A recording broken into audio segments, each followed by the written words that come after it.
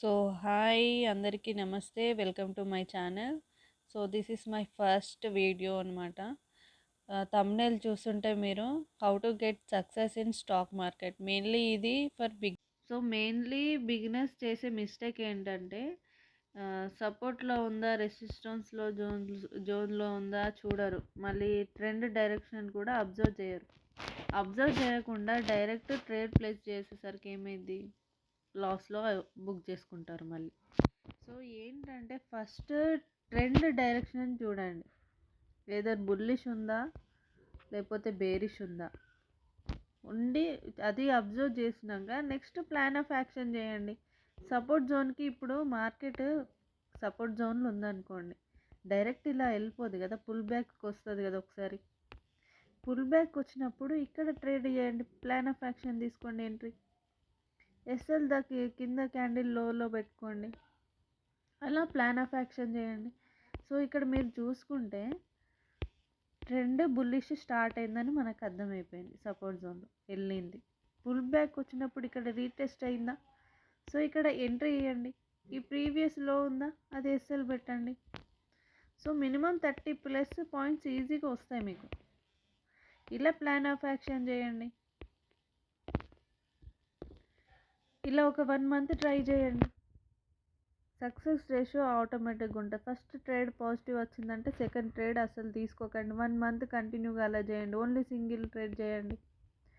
Capital పెంచండి. First capital కావాలి మనకి, క్యాపిటల్ ఉంటేనే కదా మనం ట్రేడ్ చేయగలదు.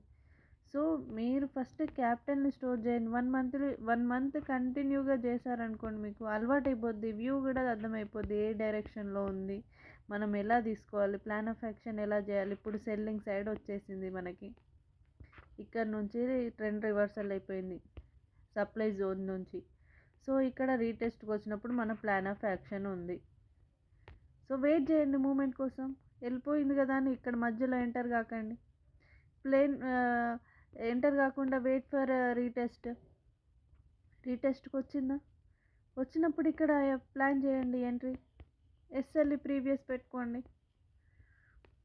ఈజీగా వస్తాయి points. So plan of action ఇలా చేయండి,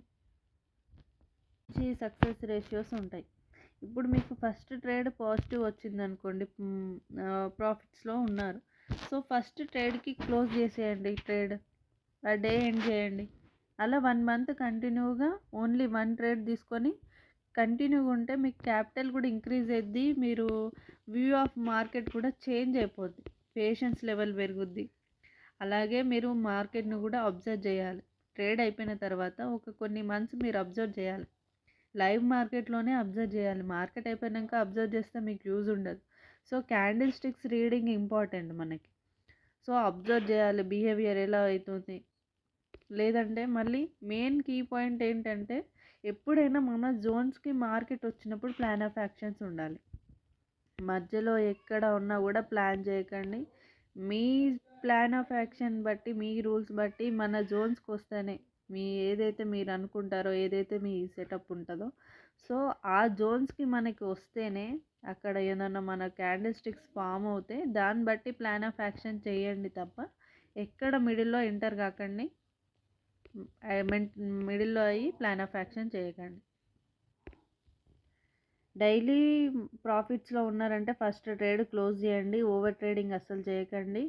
లాస్లో బుక్ చేసుకుంటే 200 ఆర్ 300లో బుక్ చేసుకొని క్లోజ్ కండి తప్ప మీ క్యాపిటల్ని రిస్క్లో పెట్టకండి. మోర్ దెన్ 500 మాత్రం తీసుకోవడానికి యాక్సెప్ట్ చేయకండి. మీ క్యాపిటల్ని బేస్ చేసుకొని 200 ఆర్ 300 లాస్ వస్తే క్లోజ్ చేయండి, కానీ మోర్ దెన్ 500 మాత్రం లాస్లో బుక్ చేసుకోకండి. క్యాపిటల్ మెయిన్గా స్టోర్ చేయండి, క్యాపిటల్ సేఫ్గా ఉంచేలా చేసుకోండి. మెయిన్ ఏంటి అంటే ఈఎంఎస్ ఫాలో ఎక్కడ చూసినా మనకి కామన్గా ఫాలో 1 సెటప్ ఫర్ 1 మంత్ అంటారు. 1 సెటప్ అన్నారు కదా అని మీరు ఈఎంఎస్ పట్టుకొని ఉండకండి. నార్మల్గా ఈఎంఐస్ ఉంటాయి కదా, ఈఎంఐస్ ఇవి స్ట్రాటజీస్ కావు, ఇవి జస్ట్ మూవింగ్ యావరేజ్. ట్రెండ్ ఒక అనాలిసిస్ చెప్తే తప్ప ఇవి స్ట్రాటజీస్ కావు. ఇది బేస్ చేసుకొని ట్రేడ్ చేస్తామంటే నార్మల్గా నేను ఎగ్జాంపుల్గా చూపిస్తున్నా మీకు ఇక్కడ 9 అండ్ 25. నేను ట్రేడ్ చేయను, మీకు చూపించడానికి జస్ట్ నార్మల్గా ఇలా పెట్టాను. సో 9 అండ్ 25 ఇచ్చాను నేను ఈఎంఐస్. ఏం చేస్తారంటే ఈ ఈఎంఐస్ క్రాస్ ఓవర్ అప్పుడు ట్రేడ్ ప్లాన్ చేస్తారు. క్రాస్ ఓవర్ అవుతుంది కదా తీసుకుందామని. సో ఇలాంటి మిస్టేక్స్ అస్సలు చేయకండి. వీటి మీద బేస్ అయ్యి మాత్రం ట్రేడ్ చేయకండి. సో ఇవేంటంటే ట్రెండ్ ఒక డైరెక్షన్ అండ్ అనాలిసిస్ ఉంటుంది అన్నమాట. ట్రెండ్ ఒక డైరెక్షన్ చెప్తుంది ఇవి మూవింగ్ ఎక్స్పోనెన్షియల్ యావరేజ్ అన్నట్టు. సో ఇవేంటంటే ఇది మీరు ఇక్కడ దీన్ని బేస్ చేసుకొని తీసుకుంటే ఏమవుతుందంటే ఆల్రెడీ హాఫ్ మూమెంట్ వెళ్ళిపోద్ది.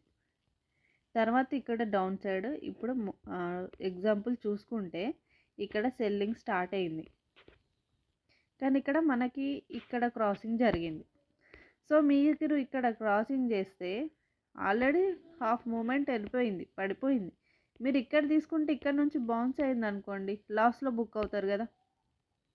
సో ఇలాంటి మీద బేస్ అయి ఉండకండి. జస్ట్ టెక్నికల్ అనాలిసిస్ కోసం ఇవి 9 ఈఎంఐస్, 25 ఈఎంఐస్, 30 ఈఎంఐస్, అలా 100 కూడా ఉంటుంది, మీ ఇష్టం. అది అనాలిసిస్ కోసం వాడుకోండి తప్ప ఇది వీటి మీద బేస్ చేసుకొని ట్రేడ్ చేస్తే మాత్రం మీరు ఓవర్కమ్ చేయరు, లాస్లోనే బుక్ అవుతారు. ప్లీజ్ ఈఎంఐస్ని పట్టుకొని ఉండకండి. మీరు సబ్జెక్ట్ని ఫాలో అవ్వండి. ప్రైస్ యాక్షన్స్ ఉన్నాయి మనకి మంచిగా, లేదంటే ఫిబ్ ఉంది, ఫిబ్ టూల్ కూడా బేస్ చేసుకొని ట్రేడ్ ప్లాన్ చేయండి. అలా ప్లాన్ చేసుకొని ట్రేడ్ చేయండి, కానీ ఈఎంఐస్ని మాత్రం పట్టుకొని ఉండకండి. మీకు ఒకవేళ ఇప్పుడు బిగినర్స్ కాబట్టి ఇప్పుడు బ్యాంక్ నిఫ్టీలో మనం ఏటీఎంలో తీసుకోవాలంటే నియర్లీ 10K కావాలి మనకి క్యాపిటల్.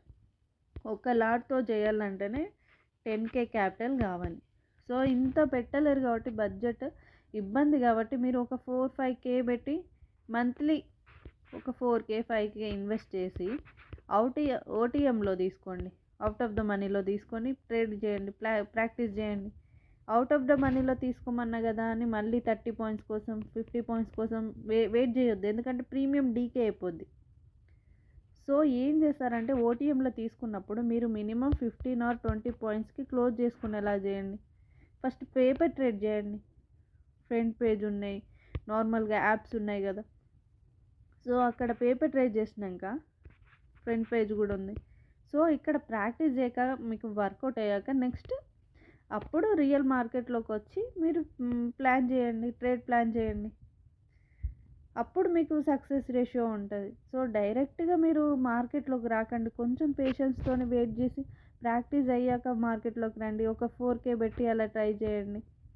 5 అవుట్ ఆఫ్ ద మార్కెట్లో తీసుకొని ఒక 10 to 15 పాయింట్స్కి బుక్ చేసుకోవడం నేర్చుకోండి ఫస్ట్. తర్వాత అలవాటైన కొద్ది నెక్స్ట్ మెల్లిగా ఏటీఎంలోకి వచ్చి తీసుకోండి ఒక లాట్తోని. మరి వెంటనే రాగానే మళ్ళీ 2-3 సక్సెస్ వస్తుంది కదా అని వెంటనే లాట్ సైజ్ పెంచినా కూడా మీకు అది రిస్క్లో అవుద్ది. సో అలాంటి మిస్టేక్ చేయకండి. ఎప్పుడైనా కూడా 1 month కంటిన్యూగా ఓన్లీ 1 లాట్తోనే ట్రేడ్ చేయండి.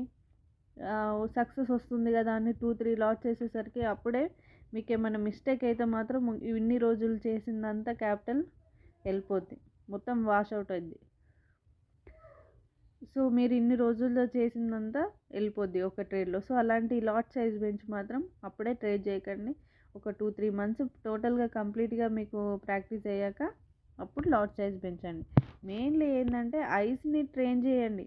కంప్లీట్గా ఐస్ని ట్రైన్ చేస్తే మీకు సక్సెస్ రేషియో చాలా బాగుంటుంది. ఎందుకంటే వ్యూ మనం ఎంత చూస్తే అంత మార్కెట్ వస్తుంది, అంత నేర్చుకోగలుగుతాం. సో మెయిన్లీ ఐస్ని ట్రైన్ చేయండి. ఈ సపోర్ట్ జోన్స్లో ఉంటుందా, రెసిస్టెన్స్ జోన్స్లో ఉంటుందా, రీటెస్ట్కి వస్తుందా, మన క్యాండిల్స్ ఏమైనా ఫామ్ అవుతుందా, మీరు ఎంత ఐస్తో అబ్జర్వ్ చేస్తే అంత మార్కెట్ వస్తుంది, అంత నేర్చుకోవచ్చు మీరు సబ్జెక్ట్. సో అలా ట్రైన్ చేయండి. ఇప్పుడు మీరు నార్మల్గా ఎగ్జాంపుల్గా ఒకటి చెప్తాను, జస్ట్ అన్ ఎగ్జాంపుల్. ఇలా కూడా చూసుకొని బేస్ చేసుకొని ప్రాక్టీస్ చేయండి. నేను చెప్పింది జస్ట్ ప్రాక్టీస్ చేయండి. సక్సెస్ రేషియో వస్తే ఓకే, ఫాలో అప్ కండి. కొన్ని డేస్ ఇలా ప్రాక్టీస్ చేయండి. సో ఇప్పుడు ఇక్కడ మీరు చూసుకుంటే సపోజ్ జోన్లో మనకి 3 క్యాండిల్స్ ఉన్నాయి. ఫస్ట్ రెడ్ది, నెక్స్ట్ గ్రీన్, ఈ గ్రీన్. సో ఇక్కడ స్పిన్నింగ్ బాటమ్ ఫామ్ అయింది మిడిల్లో గ్రీన్ కలర్ క్యాండిల్. ఇది చూసుకుంటే ఇప్పుడు ఈ ఫస్ట్ 3 అన్నా కదా క్యాండిల్స్, ఈ ఫస్ట్ రెడ్ క్యాండిల్ ఉంది చూడండి, జూమ్ అవుట్ చేస్తాను ఇంకా. సో ఇది నేను డ్రా చేస్తున్నా ఎలానో చూడండి. ఈ విక్ ఉందా రెడ్ది, ఇది 100% వేసుకుంటున్నాను నేను. దీని బాడీ ఏదైతే ఉందో అది హాఫ్లో నేను 50%, ఇది 50%. సో ఇది నెక్స్ట్ గ్రీన్ కలర్ క్యాండిల్ ఈ 50%ని బీట్ చేయలేకపోయింది, జస్ట్ విక్ వచ్చి మళ్ళీ బాడీ క్లోజ్ అయిపోయింది, ఇక్కడ ఈ రెడ్ క్యాండిల్ లోపే క్లోజ్ అయిపోయింది. సో నెక్స్ట్ క్యాండిల్ ఏదైతే ఉందో 100% క్యాండిల్ని బీట్ చేసి వెళ్ళిపోయింది. సో ఇక్కడ మీరు ఏం అర్థం చేసుకోవాలి, బయ్యర్స్ స్టార్ట్ అయ్యారని. ఓకేనా? సో బయ్యర్స్ స్టార్ట్ అయ్యారు. సో ఎప్పుడైతే ఈ క్యాండిల్ నెక్స్ట్ క్యాండిల్ రీటెస్ట్కి వస్తుందో, ఈ క్యాండిల్ బ్రేక్ అయిపోయాక నెక్స్ట్ క్యాండిల్ రీటెస్ట్కి వచ్చిందా, ఎప్పుడైతే రీటెస్ట్కి వచ్చినప్పుడు ఇక్కడ ఎంట్రీ ప్లాన్ చేయండి. ఎస్ఎల్ ఇక్కడ పెట్టండి, 30+ ఈజీగా వస్తాయి మీకు, ట్రై చేయండి. ఇలా ప్లాన్ ఆఫ్ యాక్షన్ చూడండి, ట్రెండ్ చూడండి, ఓకే బుల్లిషే ఉంది, ప్లాన్ చేయండి. ఇలా అయిపోయాక మళ్ళీ ఇక్కడ రెసిస్టెన్స్ నుంచి మళ్ళీ బౌన్స్ అయింది. సో ఇక్కడ కూడా మళ్ళీ మన ప్లాన్ వచ్చింది, ప్లాన్ ఆఫ్ యాక్షన్ వచ్చింది. సో ఇక్కడ సెల్ ఆఫ్ అయింది, పిఈ సైడ్ ప్లాన్ చేయండి. మళ్ళీ ఇలా చూసుకుంటే రీటెస్ట్కి వచ్చింది, ప్లాన్ చేయండి. ఇలా వ్యూ ఉంటుంది, మనం చూసే విధానం బట్టి ఉంటుంది, ట్రెండ్ డైరెక్షన్ ఉంటుంది. ఇలా మీరు బేస్ చేసుకొని ట్రేడ్స్ తీసుకోండి, సక్సెస్ రేషియో ఆటోమేటిక్గా వస్తుంది. సో పేషెన్స్గా 1 మంత్ కంటిన్యూగా ఫాలో కండి. Only support and resistance zones తీసుకుంటా ఫిబ్ టూల్ వాడి చేసినా కూడా మీకు సక్సెస్ రేషియో ఆటోమేటిక్గా వస్తుంది. ఈఎంఐస్ పట్టుకొని మెయిన్లీ స్ట్రాటజీస్ మాత్రం బేస్ చేసుకొని మాత్రం ట్రేడ్ చేయకండి.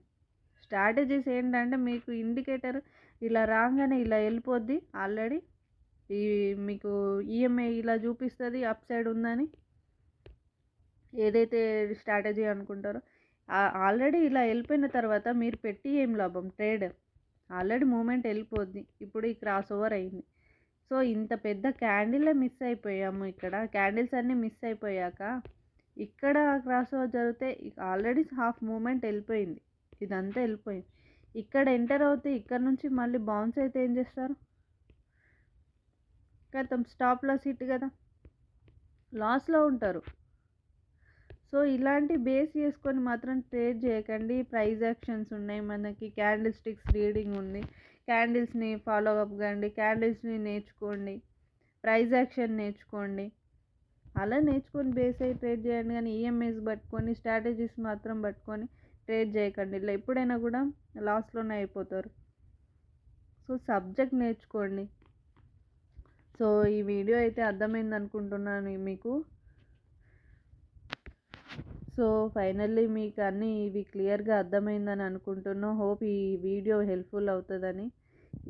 ఇఫ్ హెల్ప్ఫుల్ అయితే మాత్రం like and subscribe to my channel. ఇలాంటి సబ్జెక్ట్ టాపిక్స్ కావాలనుకుంటే ఈ వీడియోకి మంచి రెస్పాన్స్ వస్తే I will definitely do another video. Until then signing off. మళ్ళీ నెక్స్ట్ వీడియోలో కలుద్దాం. Signing off, target trading.